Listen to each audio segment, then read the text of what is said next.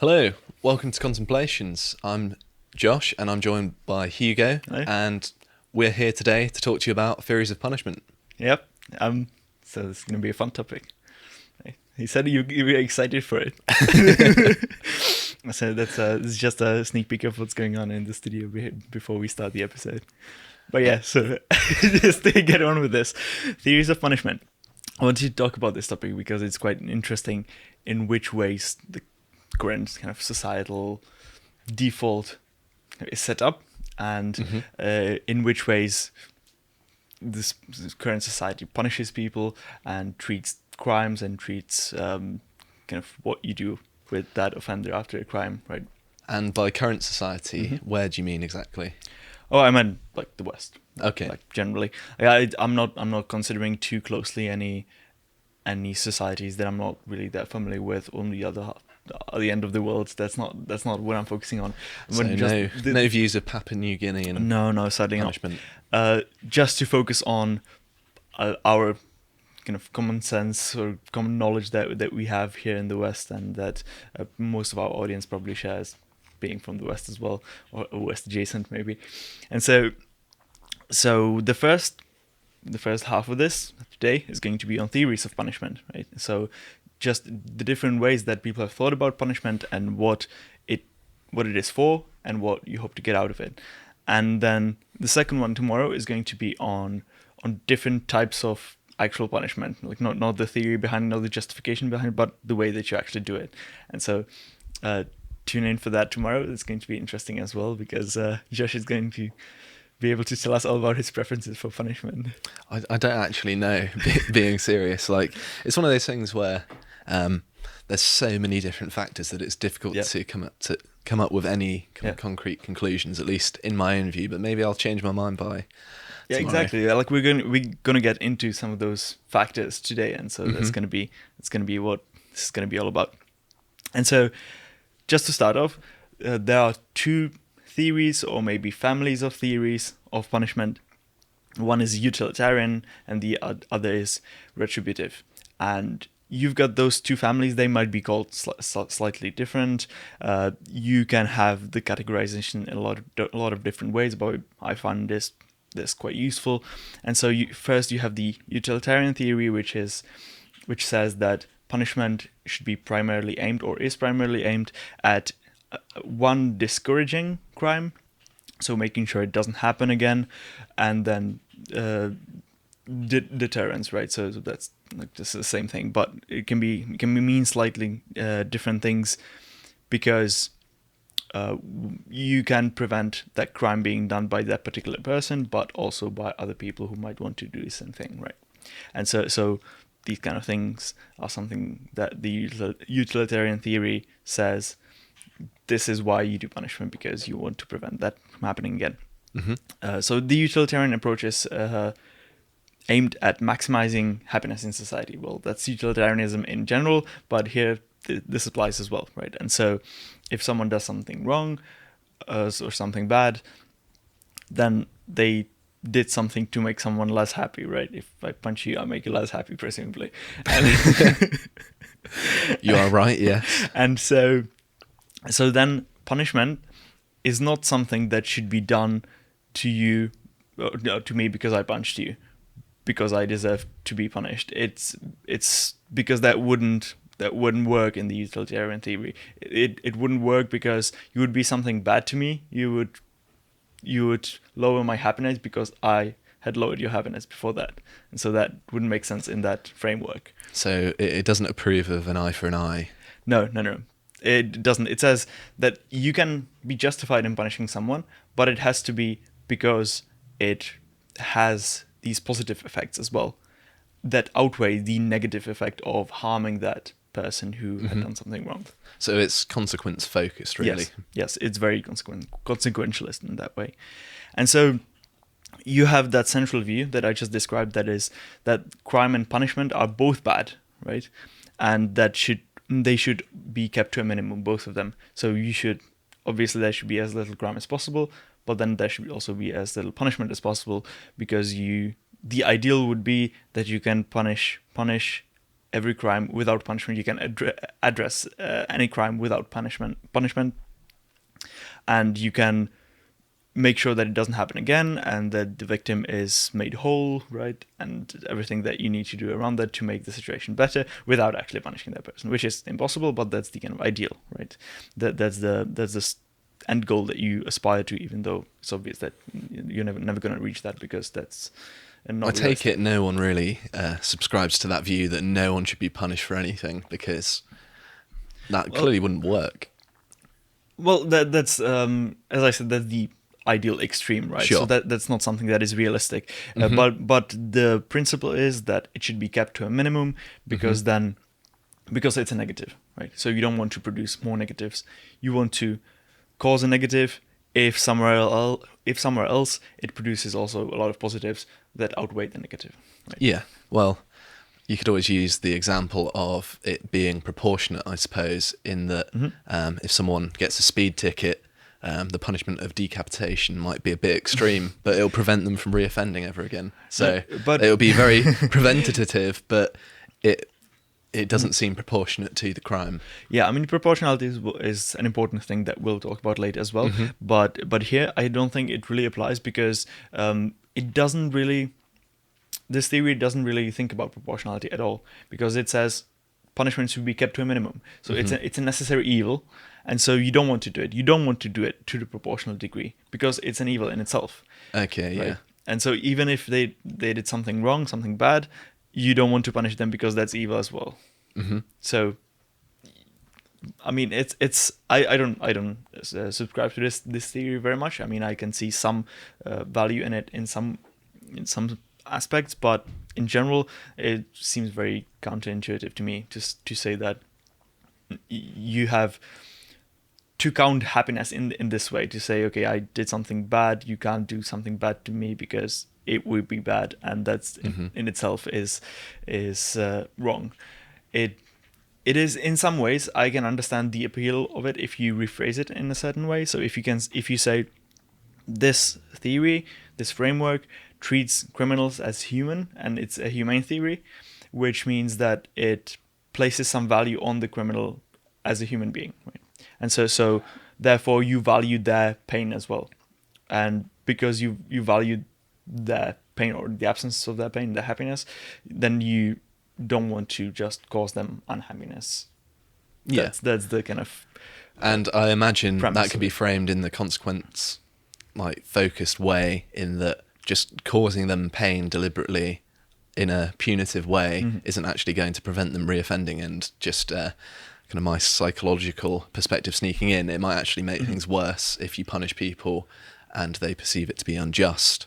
Then they might hold some contempt to society and be more likely to reoffend. Yeah, that can be one application of it. I mean, as you already said earlier, consequentialism is one of the central aspects of it. Is that you need to think about what that is going to produce, and then you have to add up all the different factors and to make sure that you're in the net positive and not the net negative, and that you're choosing the best option out of all of those, because you don't want to cause more harm than good. And okay, so that's the one side. This I would just like to add to this side that usually this is the framework that is also focused on rehabilitation. That a criminal is someone who did something really bad, and therefore there is something bad with them, right, as criminals, and so you need to fix them in some ways. And if you can fix them, they can become like productive members of society or whatever, something like that, and therefore that is something you want to do, because you will be able to help them because they're the victim of circumstance in some ways, or they're and you're also going to make sure that it doesn't happen again, because they won't have the motivation and they won't have that deficiency or problem to do that again, right? And so that's one part of it, right? And so the other theory, the other broader umbrella, is the retributive theory, and that is just based on the view that the offender deserves to be punished. They did something wrong, and so you need to do something wrong to them because they deserve it. And so that's quite straightforward, right? It's not based on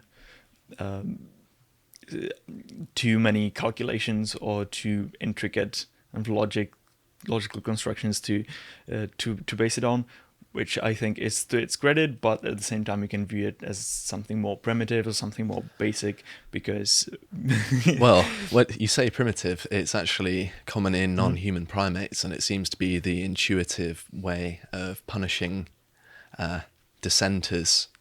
For example, if there are chimpanzees and a male challenges another male's dominance, then it will go out of its way to punish that kind of subordinate male to show them who's boss, just as a means of enforcing the hierarchy. Okay, so this is just this whole thing, this retributive view, is based on the presumption that crime is a result of free will, of some kind of conscious decision that you make, and if it's not, then you can't call it a crime. It's something else. It's something unfortunate. It's an accident, but it's not crime, right? And so you can levy punishments, and you can do something bad to someone else if they did something bad, but you can't do that just. You have to have that intent behind it, because otherwise there's no point. Because if there's no will that was behind the crime, there's no. That person doesn't deserve that punishment, right? So, or a different kind of punishment, maybe. But yeah. that's like the distinction between murder and manslaughter, in that manslaughter seems to be framed as an accident, whereas murder is deliberate. And I think the key thing that you're getting at here, and what might be a difference between the kind of punitive measures and the rehabilitative measures, is that there's a sense in one of personal agency, whereas in the other, the agency is kind of removed, and they are a victim of circumstance or external factors rather than making calculated choices. Yeah, exactly. And that's really important, because in the utilitarian sense, you can see often that they frame it as something that is external to the perpetrator, something caused them to do that, right? In the retributive sense, you would say that an insane person doesn't know what they're doing, so therefore they should not be punished. But in contrast, the utilitarian approach would say that there is something wrong with that insane person, so you need to fix that.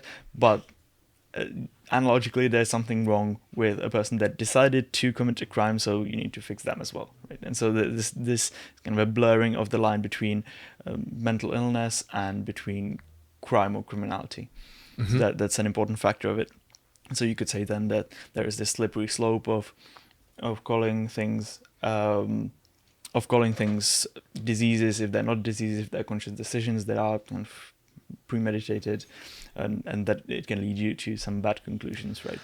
I can kind of see some similarities to the Victorian view, that they kind of viewed the criminal mind as like almost a disease, and they even went so far as to say these are the faces of criminals, and they kind of had these cutouts of these are typical criminal faces, watch out for people that look like this. Yeah, something like that, exactly. And so when it goes to the extreme, this is what it can look like. One way, it sounds quite archaic, of course, and quite comical, but that's the type of extreme things that it can lead to. It would manifest in different ways today, obviously, if something like that was very practiced really strongly. And so you can have different types of retribution. If we're talking about the retributive sense of justice, you can have punishment which, in the sense of vengeance, which means that I did something wrong to you, so you want to do something wrong to me just because I deserve it, just because this is what is just, because that's something, I know that's how you feel, right? Because you're wrong, so you want to wrong me in return. And so then the other type of retribution is that punishment equals the repayment of debts. And so you harmed me in some way, maybe you stole something from me, and then you need to give it back. You need to give it back with interest, with all the costs, with all the uncertainty payment and stuff like that around it. And so then you have if you harmed me, I don't know, if you whatever broke my arm, then that's a kind of debt as well, which you need to repay. But it's then complications start because you're not really sure how to kind of move from the bodily sphere to the monetary sphere, right? That's a murky area. It's difficult to put a value on a human arm unless Exactly. you're in the organ market. Yeah. I mean, don't they sell stuff on the like black market, like organs and stuff like that? Surely there's got to be some kind of monetary value on an arm, but that obviously wouldn't be the best place to go. So if we're talking about theory and theories of punishment, this is something that would be a problematic area, right? So how to place an objective value on something that was done to you, like a harm, right? So that is something that we're going to get into later as well.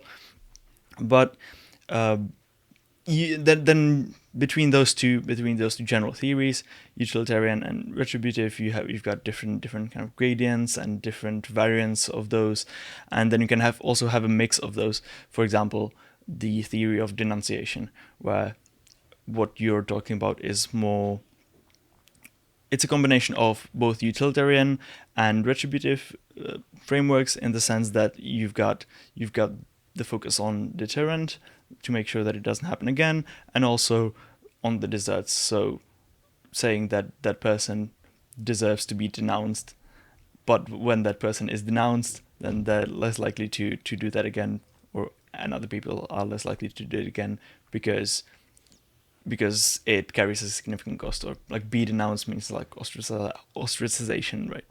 Okay, so it's not like just publicly saying this person is bad and then everyone seeing it and the social implications of being called out as a bad person. It kind of is, but in more formal ways, right? Okay. But yeah, so that is just to make sure we cover all the grounds here. We will talk about ostracization tomorrow as well. That's gonna be So fun. I know that was something done in kind of classical societies. You would just get kicked out, like they used to do it in Greece quite a lot, where they're just like, yeah, we're fed up of you can clear off. Yeah, that's a sneak peek for tomorrow. All right. And so just to rehash what we've already said, you can categorize these theories in a lot of different ways. They don't have to be presented like this. For example, I found this Indian site where they just list a lot of different theories, not just the two families. They list the retributive theory, the deterrent theory, the preventive theory, incapacitation theory, compensatory theory, reformative theory, utilitarian theory. I mean, there's no single way that you can just like separate them from one another and say, okay, like this is one and this is the other. There's like gradients, and so this is just to reiterate that the separation that I've made is not something that you need to necessarily make if you're talking about the theories in general, right? And so all the theories are just about finding. It's just about asking the question of what you want to achieve by reacting to someone having done something bad, right? And so the utilitarian theory would say, okay, we want to maximize happiness or minimize harm. And then the retributive theory would say, we want to create justice by giving people what they deserve, something like that, right? And so answering the question, what you want to achieve, is what is the theory that you're going to go with, probably, right? And so then people can have different motivations of what they different preferences of kind of what's important in society and what's important in interpersonal relations and in relations between individuals and community or society. And so based on that, they will favor one theory rather than the other, or the other way around, right? And so, just with that out of the way, I just wanted to say that not all these theories that I've just mentioned, or variants of them, are equal in the discussion today. With kind of academic discussion or public discussion, because one of them, as I've already hinted at, is seen as this old, archaic thing that is not something to be really taken seriously, because it's something that we've already gone past past and we've improved upon, and this is something lost in history and something we should not go back to, right? And that's the retributive theory. That's the theory that says you should be punished because you deserve it, and you should be punished to an extent that you deserve it, and that's it, right? And you've got most people that would say that what's important is, one, that it doesn't happen again, and that it doesn't happen more widely in society, and two, that you are kind of rehabilitated or you get some help, because it's seen as criminality is seen as a kind of a disease, right? Okay, yeah. Yeah. So, isn't punishment, though, a form of disincentive and preventative measure in and of itself? And you still see certain governments bringing in larger sentences for certain crimes as a means of preventing them and further trying to get these rates down. So do you feel like it is perhaps something that works to an extent or in certain cases? Because I can certainly think of situations where people have deliberately set out to be a criminal, where rehabilitation may not be effective because they'll just tolerate the rehabilitation until they're able to do it again. And in these scenarios where they're not receptive to the rehabilitation, you have to be willing to take part in that and actually change. It might actually be counterproductive for them to have this approach. No, that's definitely true. And I mean, rehabilitation is only part of that theory. It's not the central part, is one part, right? And so you still want to punish people, but you want to minimize that punishment. You want to achieve that goal, and that goal is to minimize, to disincentivize crime and minimize it in the future. And then to achieve that, you can punish people, but that's something negative that you do. That's not something positive that you do. And under the retributive theory of punishment, that's a positive thing that you do because you're restoring justice. Sure. Right. And so that's the difference. So in the utilitarian approach, they might want to adjust sentences either in increasing severity or decreasing severity, depending on whether it affects offending rates. So if, say, raising the rates doesn't actually affect whether people reoffend, then they'll trend towards lower sentences because it's not proportionate to have the longer sentence. Yep. And it's because it's not about incarcerating those people. It's about preventing them from doing it again and preventing others from doing the same thing. And so if that doesn't do that, then you might as well make it lower because it's a negative that you do. That makes sense. Right. And so when I was saying that all the theories are not made equal right now, I want to read out the quote from you by Rothbard. I think it's in The Ethics of Liberty. Quote, Retribution is in bad repute among philosophers who generally dismiss the concept quickly as, quote, primitive or barbaric, and then race on to a discussion of the two other major theories of punishment, deterrence and rehabilitation. But simply to dismiss a concept as, quote, barbaric can hardly suffice. After all, it is possible that in this case, the, quote, barbarians hit on a concept that was superior to more modern creeds. So this is what he says. He says, just by saying something is old, something is outlived, doesn't mean it's wrong, right? That's true, yeah. It's quite obvious, but it's often something that people use to say something is bad, something is old. I can think of people referring to capitalism as being old because it's been around for as long as human beings have, perhaps not in such a formalized way, but they say this is old and outdated. We can have something new, and that's just... I'm going on a bit of a tangent here, but do carry on. Funnily enough, those same people say that the first system, quote unquote, you had was primordial communism. That's rubbish. This is really not true. What I mean, it doesn't really matter whether it's true or not, because that's what they claim, and so they claim themselves that communism or some versions of it is older than capitalism. So I don't know. It depends on the person, I suppose. Right. And so I just wanted to talk about a couple of aspects of these different theories and to just go a little bit into the details of it, because we've touched upon some of the problems with each of those, but to just elaborate on what those problems are or what the risks are, because some of them are quite severe. And so that risk, or the reformative view, which, as you said before, is focused around treating criminality as a disease and trying to rehabilitate someone, that might work or might not work, as you said, but that has an inherent risk of tyranny in it. And what I mean is that you've got someone who's going to make the decisions around whether you're sane or not, and they're going to come to a conclusion that you're insane because you've committed a crime, and so you need to come to your senses in some way, and you need to be brought to your senses.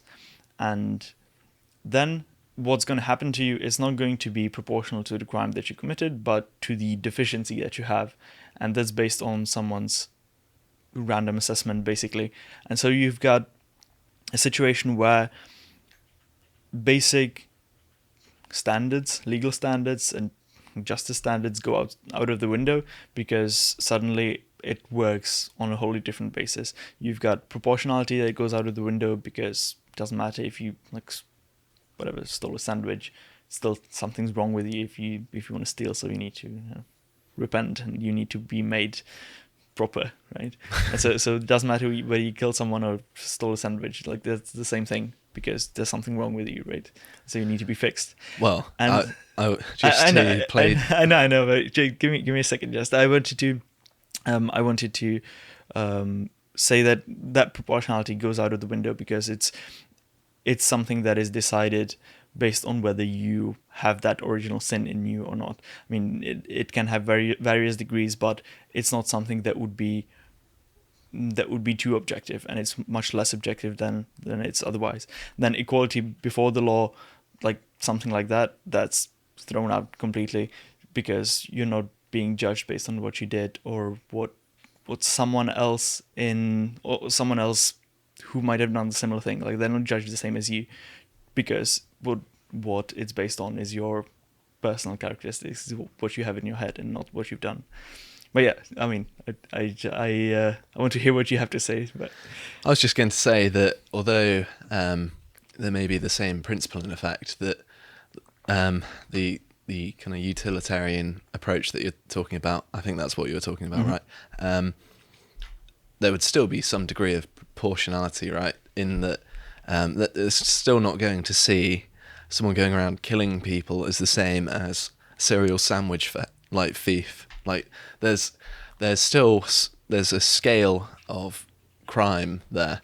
On the one hand, there's the person who doesn't want to pay for their sandwiches for some reason. And on the other hand, there's someone who's going around killing mm-hmm. people.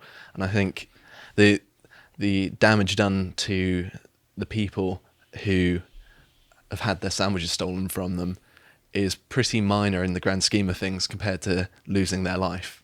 And I think any approach and from any person is going to take that into consideration. I think there's very few people that would consider all crimes as equal per se.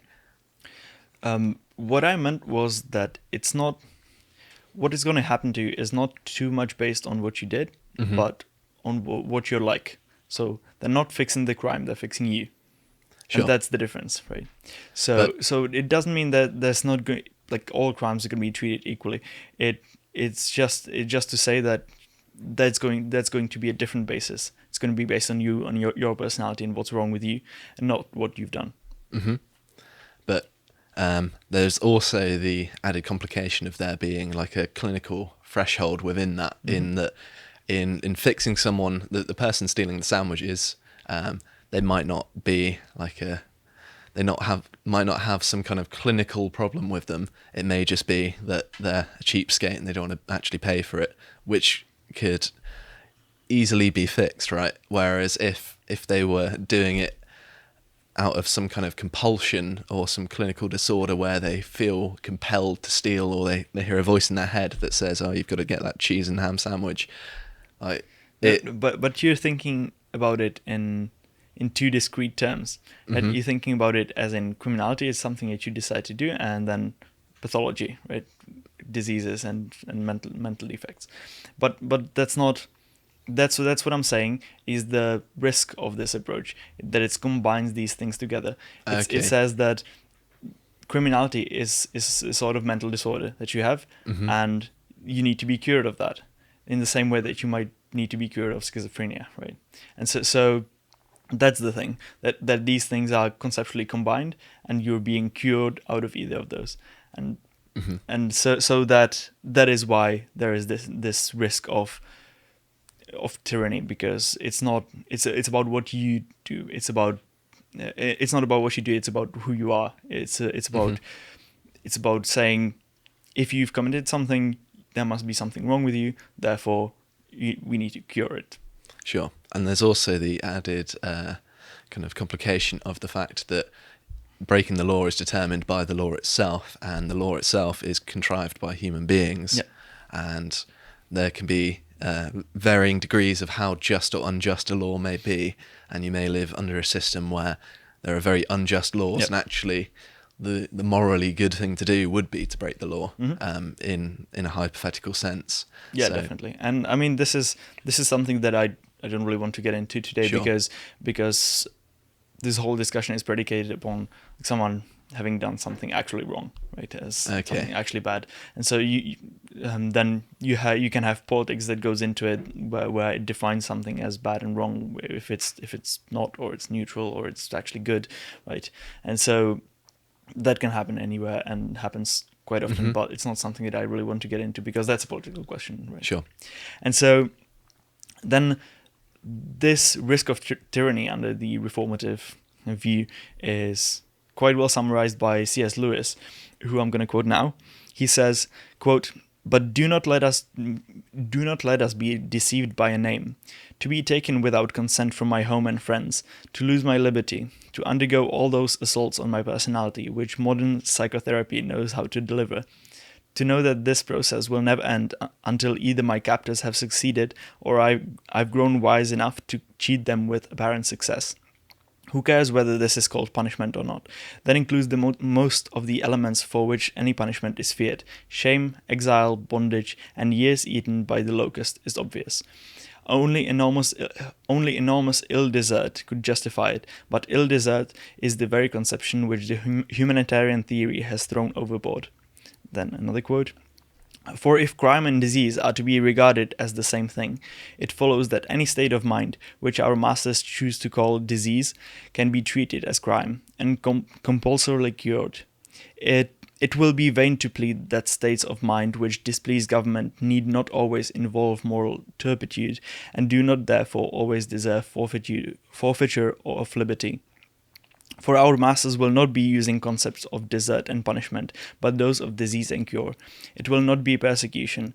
Even if the treatment is painful, even if it's lifelong, even if it's fatal, that will only be a regrettable accident. The intention was purely therapeutic. Even in ordinary medicine, there were painful operations and fatal operations, so in this. But because they are treatments, not punishments, they can be criticized only by fellow experts and on technical grounds, never by men as men and on grounds of justice." So that's how he summarizes that case, much better than I could before that. Right. So that was just one risk of the reformative theory in particular that I wanted to highlight. So let's move on to the compensatory view of justice, which is one of those that we've discussed, that I mentioned before in that list, but that I haven't gone into in detail.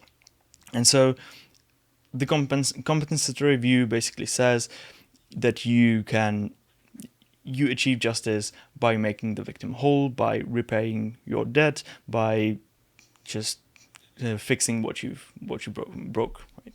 Paying reparations. Exactly. That can be like one type of it. Whether it's justified or not is another is another question. And I'm not commenting on reparations here. I just thought I'd throw out the most taboo version of that term. So you can view it from two angles.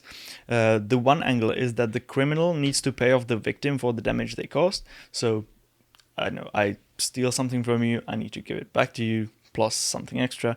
And then the other angle is that the state or the insurer of the victim needs to pay off the victim for the failure to protect them, right? And so and then the state or the insurer can basically solicit whatever they need to from the perpetrator, right? And so you can have these two views of the same concept of the compensatory concept of justice. The compensatory aspect being that the primary thing you need to do is to compensate the victim.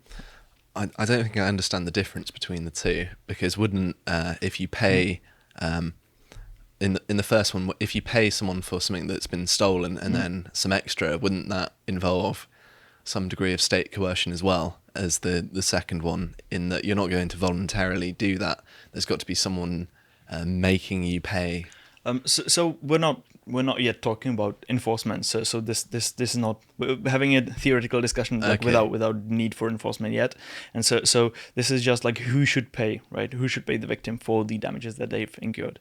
And the one view is that the perpetrator should pay that because they've caused it, and the other view is that the agency who is supposed to be the protector needs to pay it because they failed at being a protector. Okay, yeah. Right? So it's just a conceptual idea of a distinction of who should pay the victim because the victim has lost something, or yeah.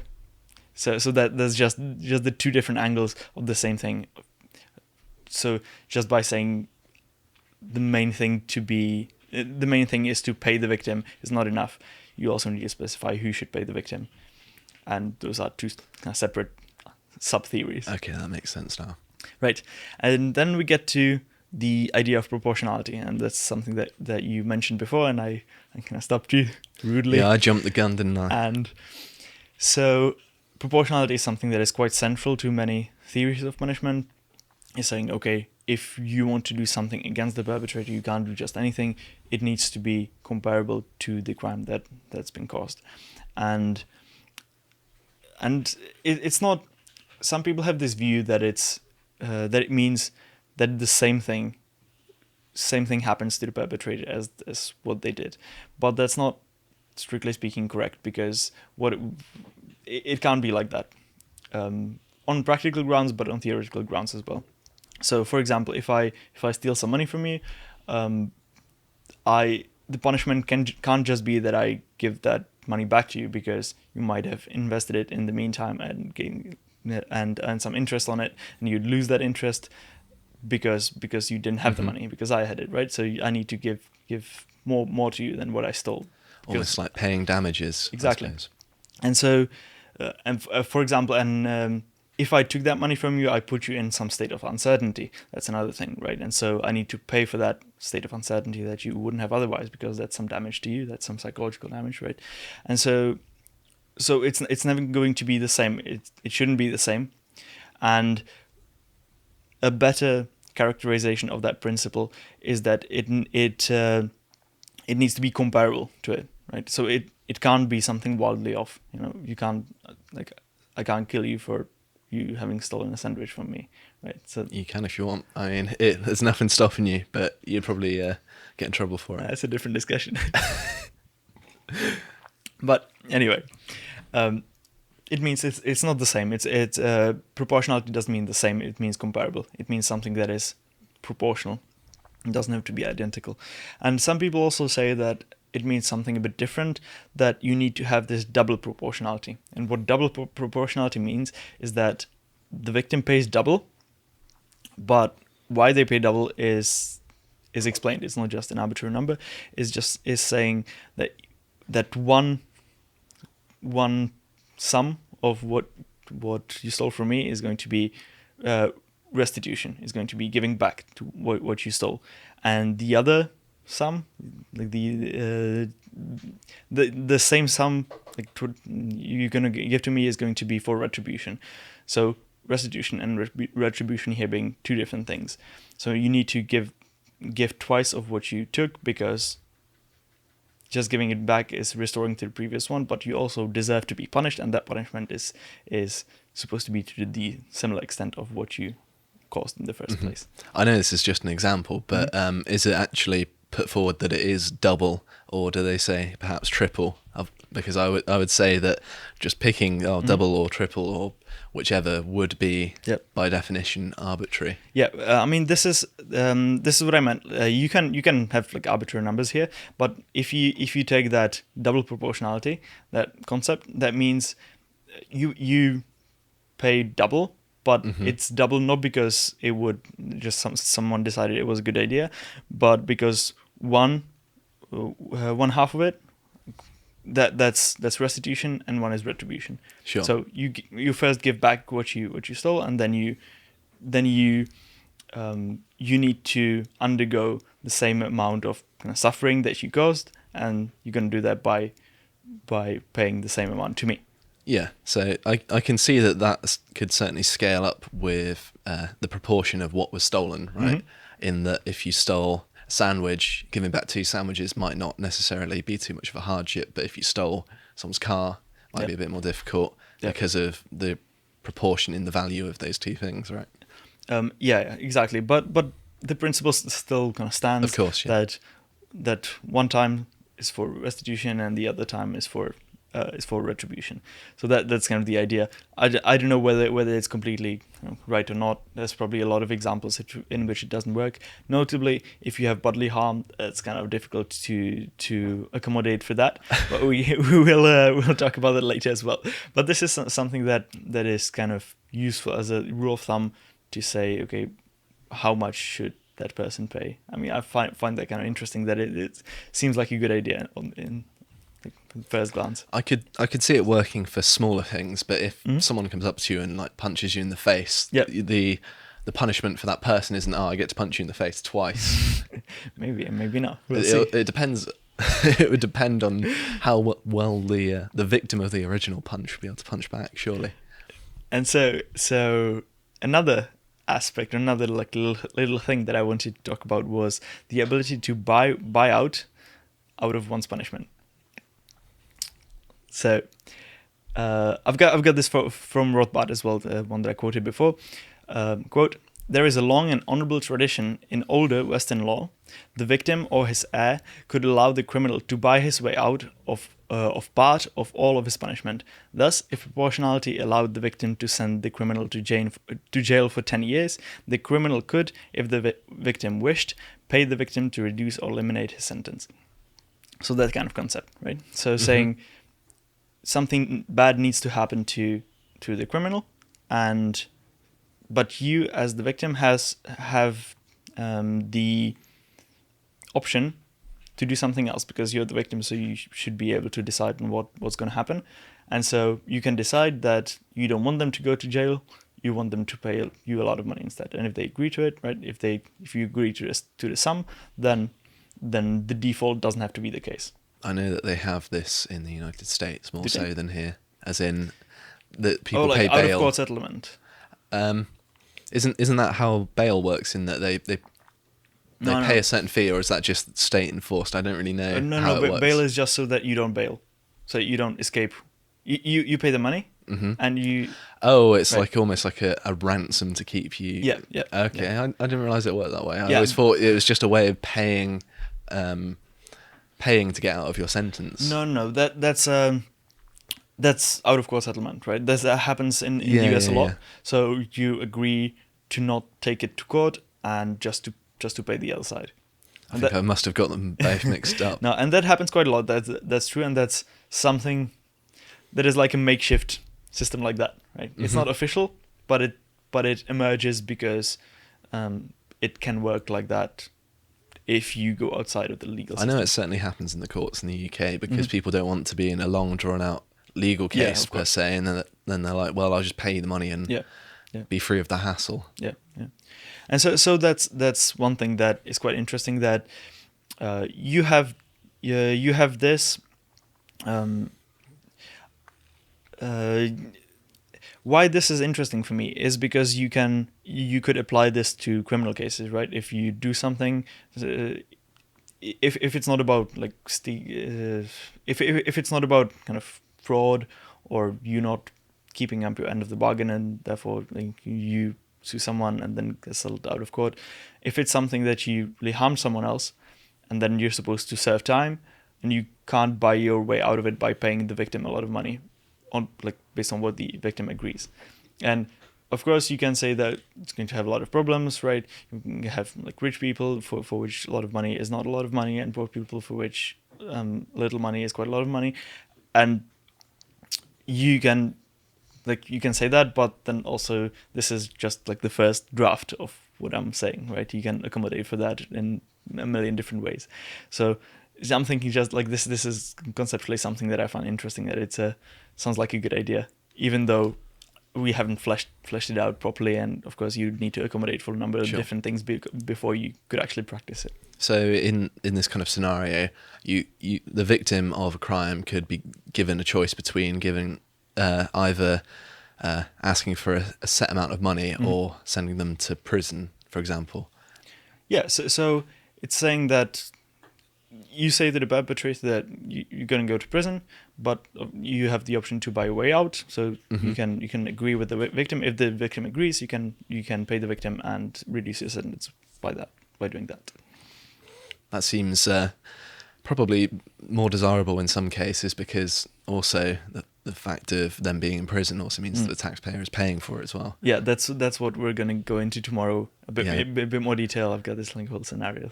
Okay. But yeah, it's so that's a really important thing as well. I mean, I agree with you completely in that. And so this buying out of one's punishment is something that falls quite neatly together with proportionality.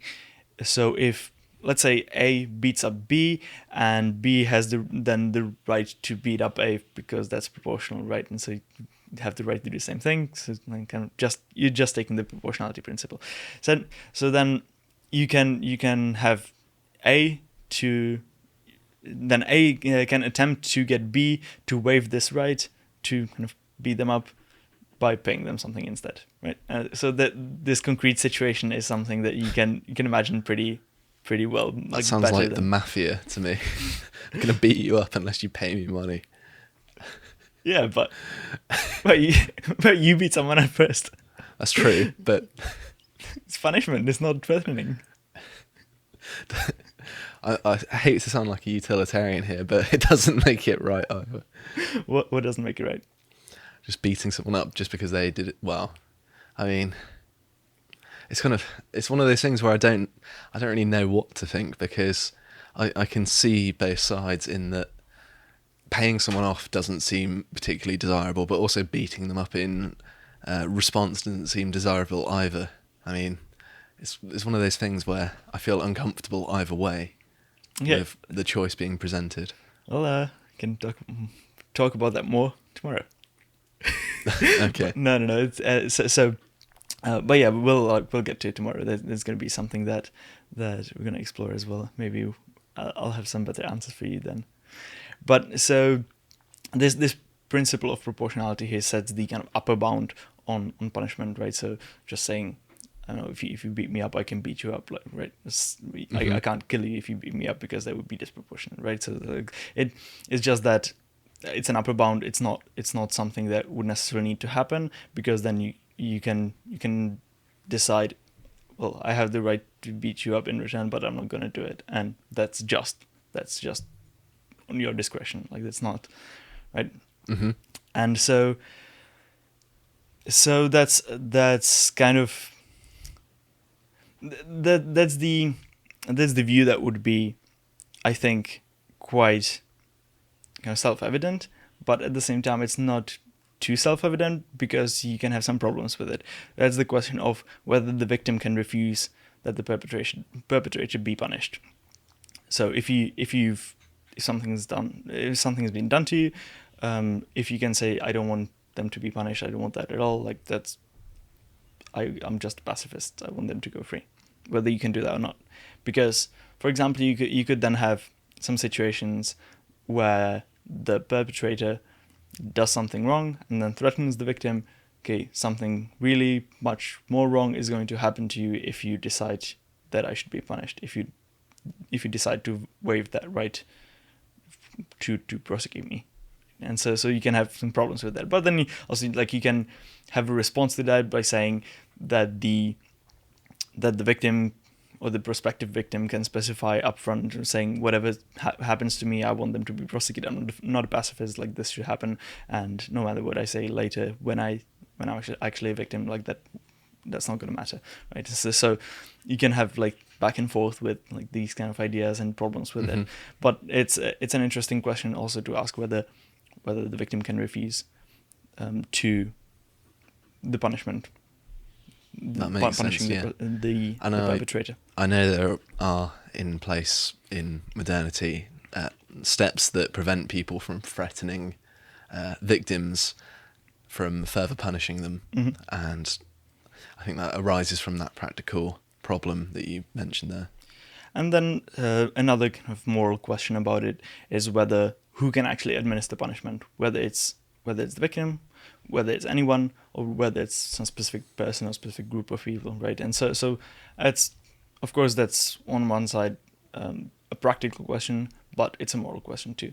And so you need to kind of answer that just by reference to your rights and what actually happens if you're a victim of crime.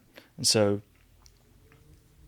that also gets a little bit into who actually is a victim, and that's foreshadowing for tomorrow as well, because if you say that the victim is only that person who was harmed, then you're going to reach some conclusions, but then you can also think that the victim is the entire society, because the society has some rules, and then if you violate those rules, you're going to get you violated them against the whole society. It's not just the person who was harmed who is the victim, but society is the victim as well. And if you take that view, that's going to lead you to something else in saying who can enforce the punishment. And so this is also an important question, I think. So it's something that has practical limitations. You can't really have a stable society where the right to this kind of enforcement is not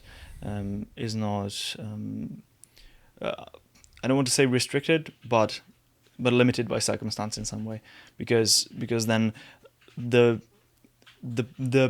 proportionality principle is not enough to ensure that everyone sees the punishment as being just or unjust in a specific situation, and it's going to be subjective, and so you would have endless conflicts arising out of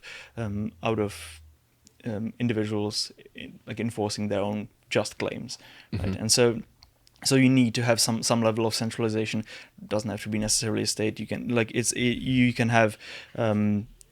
have what you need is just a clear statement of what activities will be punished and what the punishment is going to be. Just a clear statement, like doesn't imply any specific institutional setting. You need third parties to be the judges of what actually happened and what's supposed to happen, and then you need someone with enough power to carry it out against the perpetrator, right? And so you need these three things, which imply some sort of society, which don't imply any sort of political arrangement, but it just says that even though you can say you have the right to enforce your claims, it doesn't necessarily mean it's practical for everyone to do so. Yeah, and it makes intuitive sense that you get someone who's not involved to judge each side of a case, right? Yep. Because the people on either side are going to have strong feelings exactly in certain directions, and probably the last person you would want to judge what is a fair punishment is the victim of the crime itself, because they're going to feel the most strongly about it. This is just a good way to avoid further conflicts down the line. Exactly, yeah, because you could have a scenario arise where the punishment from the victim is seen as disproportionately severe by the original perpetrator, and therefore they take further action against this victim. And it just escalates. Yeah. So yeah, like I mean, everyone can basically see what we're talking about here at this point, because it's kind of self-evident that like what is a good idea and what's not a good idea in this particular field, right? And so that is kind of the couple of points that I wanted to go through today, just like on the theoretical basis, just saying what the different theories are and what they imply and what problems might be with each of them or some of them. And so those theories that we discussed each imply or hint at some kind of punishment to be preferred, or mode of punishment to be preferred, right? And so some of them might be more inclined towards medication. Some might be more inclined towards kind of decapitation or something like that, right? And so like extremes, but it is like that. So those tendencies will be there. But you have loads of different ways that you can punish people, obviously, and so we'll try to figure out the best way. We'll try to figure out what the best way to punish people is tomorrow, and that's what we're going to be talking about then. Okay. Thank you very much for watching, and make sure to tune in tomorrow where we talk about what the best punishment is. Truthfully, I don't really know, but I'm sure I'll find out by the end. Thanks for watching. Goodbye.